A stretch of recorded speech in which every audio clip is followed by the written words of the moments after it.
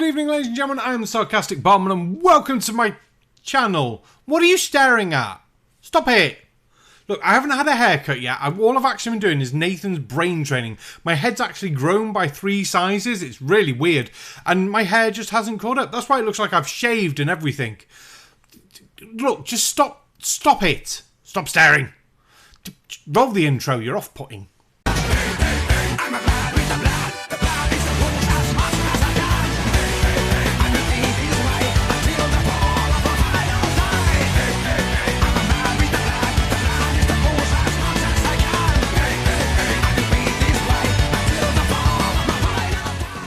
Now, there's certain things that flat earthers just seem to be drawn to. They have this urge just to say words because they think they're going to sound good, when really they just come along as fucking stupid, to be fair, because it shows that they have no understanding. One of these ones that they keep fucking going on about is the second law of thermodynamics. Yeah, I don't know what it is with this and flat earthers. They just seem to want it. It's just like the whole, you can't have high pressure and you can't have low pressure. It doesn't work. There must be something. No. Well, you can have gravity, but you don't like gravity. Which gets even more confusing for you when we point out, well, the pressure up that mountain's less than down here at sea level. That seems to be no problem for you. You don't seem to have an answer for that either. It's almost as if you think there's an imaginary force field in between. Unless you just think mountains are fake. Or in some flat earthers' cases, mountains were trees. Fucking weird. Yeah, so the second law of thermodynamics. It's almost as if flat earthers don't understand that altimeters work by sensing the pressure differences as they go higher. Very strange that these things work regardless of what flat earthers might say thermodynamic laws even mean. And no, I'm not getting into the full breakdown of science of either the second law of thermodynamics or altimeters. I'll put a nice picture up though. I'm sure you'll enjoy that.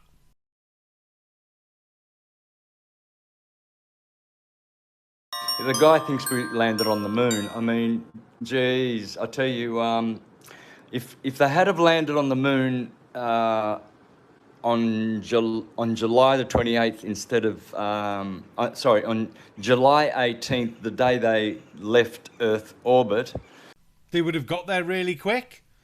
Oh, wait, you're going to make more points. Oh, shit. Shouldn't interrupt you really, should I? Yeah, who cares? It's a video. No, you can't say anything to me. Unfortunately, Colon sent me this video. Yeah, that Colon. I'm sure he finds these videos in his colon sometimes. Weird man that he is. they would have landed on the new moon. And guess what? When the new moon goes past the sun, it goes invisible. So that would have been funny to see them land on an invisible moon. Sorry, I think I've fucking had too much to drink. I'm sure he just said the moon goes invisible. Just give me a second. It goes invisible. So that would have been funny to see them land on an invisible moon. So this is Mr. Astrotheology himself, Santos Bonacci.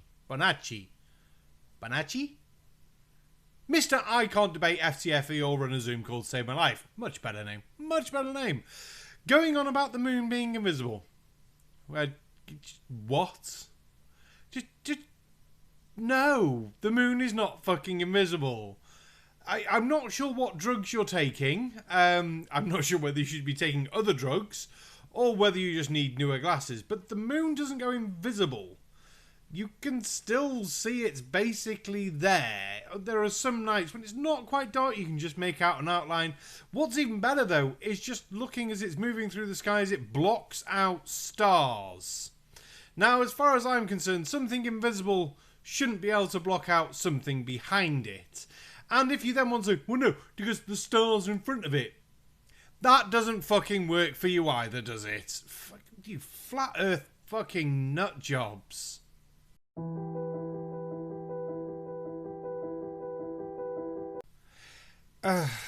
It's one of these videos. Let's put the emphasis on the lie bit. Oh, is it actually going to present evidence that the ISS isn't there? Is it going to show that people who've done pictures of the ISS, time-lapse videography of the ISS, tracked it in front of the moon, had 2 different people track it, work out the angles they've had to it, work out the height that it was then at, you know, any of these things, point out that all those people have been lying. Or do it themselves and work out the angles and go, yes, it must be wrong. Or is it going to be something fucking stupid? Well, it's a dearth video, so I think we know where this is going to fucking land.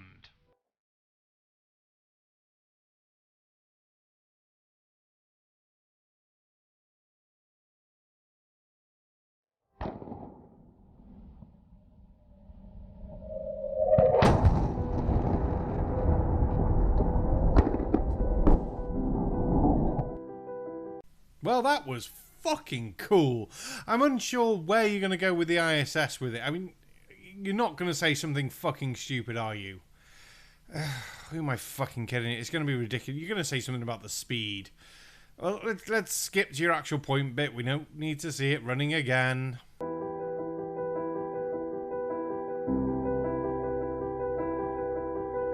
Well, why could the ISS not be going 3 times faster? There's no freaking air resistance in space. So what would be the problem with it going that fast? Do you just not like big numbers, Dirth? Are you more of a small sort of man?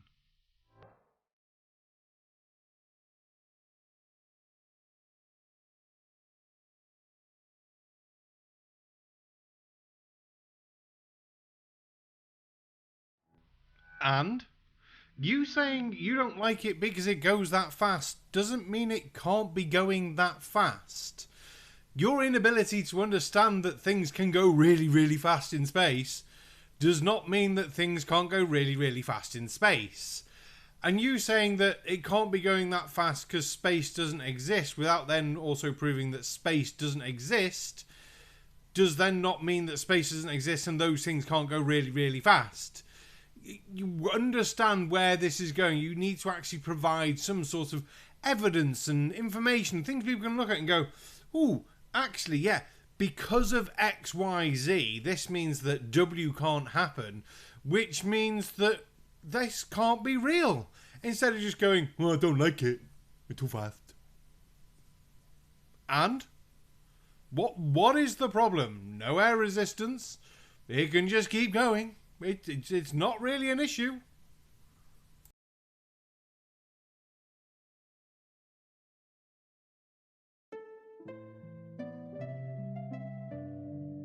Once you are awake, it is almost impossible to fall back to sleep again. Once you discover that the Earth is not a spinning globe, but a flat and stationary plane with a firmament above it, everything changes. Now, this video is from a channel called Ewa. Not sure if that's how you're supposed to say it, or if it's supposed to just be EWAR. But Ewa just sounds a bit weird and fun. So, yeah, this is from Ewa. And the video was sent to me by our good old friend on Twitter, Great Believer. And apparently somewhere in here there's proof and evidence, and he's actually got dates for mud flood. There's only one little problem, and it's this. Yeah, this is going to be a project. This is going to be a project and a fecking half. So the question is for everyone, do you want a series of videos dedicated to this 5 fucking hour long video on a separate day from normal weekly videos, so we won't stop doing these, we'll do these alongside, or a little segment like we're basically doing now, ripping the piss of, say, a small 5-minute section, and I keep doing videos where I'm just going to look at several different things and go, what the fuck is wrong with you? The fact that any of you want to see me do this stuff is just fucking nuts as it is. It's like, yeah, you just like to torture me. But let's see what Iwa is going to say. The trusted voices and satanic scientific priests who once shaped our reality and understanding of the world are no longer reliable. Are you trying to poison the well there?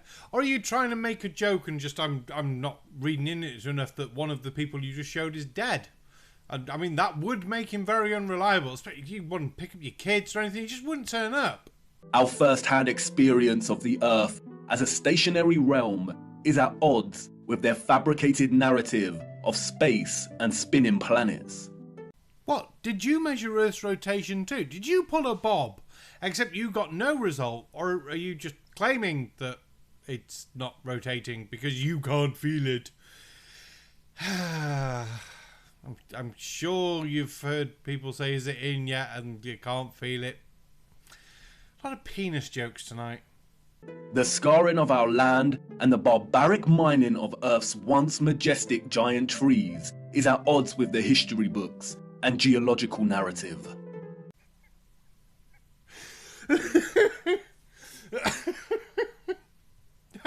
See, I'd be happy if you just said it's at odds with, it's a, for fuck's sake, it's at odds with the history books. You should have just ended the sentence there. To put in as well that it doesn't fit with the geological narrative, it's just like, yes, obviously all scientists who study geology are against us as well. It's not as if I'm just making this shit up, because who the fuck am I kidding? You fucking nut job. Oh, this might actually be enjoyable. And the awake are left wondering, what on earth happened? If they've lied about the Earth, space, and the destruction of our flat realm, then how can we trust the official mainstream historical narrative? The historical narrative, like the heliocentric model, does not make sense. It doesn't add up. Which bit doesn't add up? Which bit doesn't make sense? Is it just the Bible says to me there was a flood this many thousand years ago, but none of the history book says there was? The Egyptian culture didn't stop, apparently, and then these civilizations didn't stop and die, apparently, and yeah, there's no geological evidence, so they're wrong. Or is it something more? Have you actually looked at all the history books and got a good understanding for history and things like that and gone, yeah, well, that can't have happened then because this should have already happened because of these events? And you think that every single historian who studied history in any sort of depth hasn't noticed these things? I think it's just going to be your crazy side one, isn't it? And all it takes is a closer examination, and their lies, which have governed our understanding of history and the world since our birth, begin to fall apart. Let's stir the mind with a few contemplations. We are told that the first true power tool was invented in 1895, when a German company combined an electric motor with a manual drill. Yep, sounds about right. Modern sort of power tool, electric motor. I'm guessing we're not going to look at the steam stuff for the Victorians and things like that. Which I'll be fair. No, that is fair enough. We can let that go on. Are you going to say something stupid about it? Are you going to say, I'm not even sure where the fuck you're going to go with this shit. The drill weighed 16.5 pounds and required multiple operators. It wasn't until 1957 that a company called Bosch began designing power tools in bulk that were both economical and powerful. So then how did our historical ancestors, a more primitive, underdeveloped people, design and build some of the structures we encounter? What about all the gigantic monolithic stones we encounter that have been cut with such precision? Ask yourself, could you repeat this today with the arsenal of equipment we have at our disposal? Yes, I could. You give me a team of builders, excavators, whatever, I'll build you any goddamn structure you want. I mean, I'll get somebody else to do the actual designing work and the bossing of people about, because that's not within my skill set. Give me a few years, decades to probably master a craft, then yeah, why not? But are you now going to say, well, we couldn't do that, but these people could with stones and sticks? Yes, and your point being what? You give people stones, sticks, metal tools, enough time, and they will do this shit. Stop giving cultures from hundreds and thousands of years ago no credit for the work they could actually do when they put themselves together as a society with big mega projects like the fucking pyramids, like Stonehenge, like the Easter Island heads, all of which is quite happily possible today and then. Do you know how they were possible back then? Well, number one, because they built them. Number two, because we've basically done experiments to say, well, how would they move these Easter heads? They're fucking heavy. They walked them. We had that on See You Next Tuesday the other week. How would they get the stones for Stonehenge from A to B?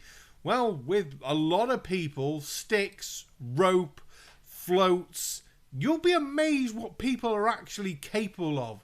Just because you don't think you can do it, don't think that a society that live and do this stuff basically every day can't do it. It's just fucking stupid. I think we've seen enough of the video for tonight. But yeah, so you got the two options, what you want me to do on this video, but the rest of it can go fuck off for now, and we'll readdress that at a later date. Well, I think that'll do for tonight's video. I hope you've all enjoyed these selection that we're doing of just nut jobs. I'm getting bored of looking at one person for an entire video. It is slightly driving me up the wall. But I'm quite happy to look at that other one if you want a one-off series sort of thing of the 5-hour marathon video that we've got, I don't even think, several minutes into us yet. It's gonna be long. Oh God, it's gonna be long. For anyone who missed it, we had Dead Kevin Kennedy Weddedy Woo Woo in Space on Tuesday. See you next Tuesday. It was a good laugh. We looked at some funny old TikToks and discussed his new series of videos that he's doing. Links to that will be there. Haha, I picked the right side. I'm getting good at this. Anyone think I haven't been making YouTube videos for 2 years and should know my left from my right on where I'm putting so it looks on the camera on the right side? Yeah, it's never going to fucking happen again, is it? That's going to be it forever. Well, I don't think I've got anything else to tell you. Thank you to my members. Thank you to my patrons. Thank you to everyone who makes these videos possible.